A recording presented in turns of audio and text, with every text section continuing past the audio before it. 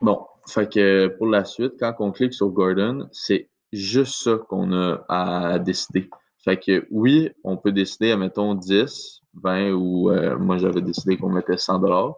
Mais après, on n'a aucune autre mesure pour décider, là, à part la cote, là, si on veut avoir plus de USD, si on veut avoir plus de Bitcoin, etc.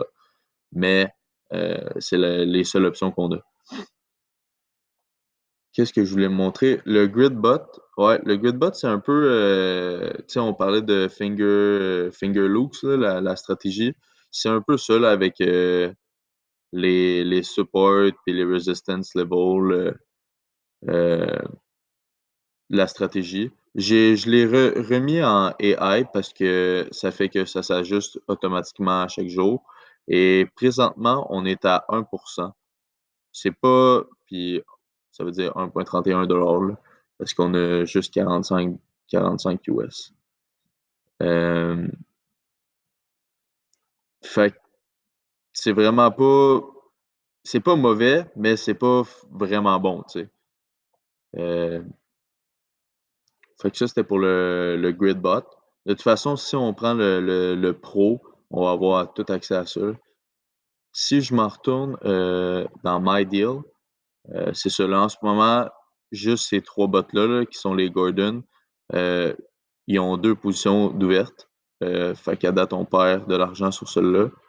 Puis on est déjà rendu à 72 là. Fait que si on fait market sell, on perd 46 sous. Puis celui-là aussi, 2,71. Fait que si on fait market sell, on perd 2 $. Fait que une des stratégies, ça serait que oui, on laisse le bot rouler. Puis si on voit qu'à mettons à 5 ou 6%, ben nous, on close le deal. Comme ça, on perd juste 5 piastres. Mais ça, il faut absolument le faire euh, manuellement. Fait qu'on va dans les deals puis on clique sur Market Sell ou on peut les convertir en Smart Trade. Puis en Smart Trade, on rejoue notre stratégie un peu. On peut décider de quelle stratégie on va utiliser sur TradingView avec notre loss. Puis on peut remettre un stop loss qui est genre à 6 ou 7%. Fait que ça, à date, ça serait comme ma stratégie pour pas qu'on arrive que on hit le 25.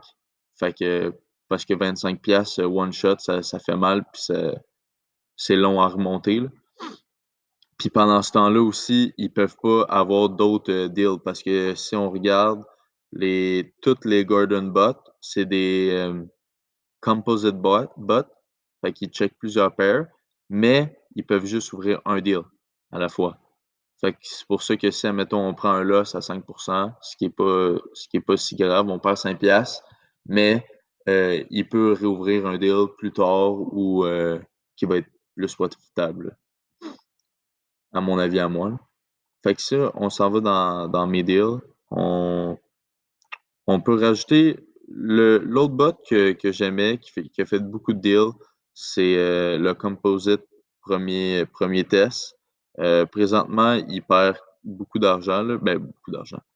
Euh, il perd beaucoup en pourcentage, mais quand on s'en va dans Deal History, puis lui, il y a un stop loss, là. Mais quand on s'en va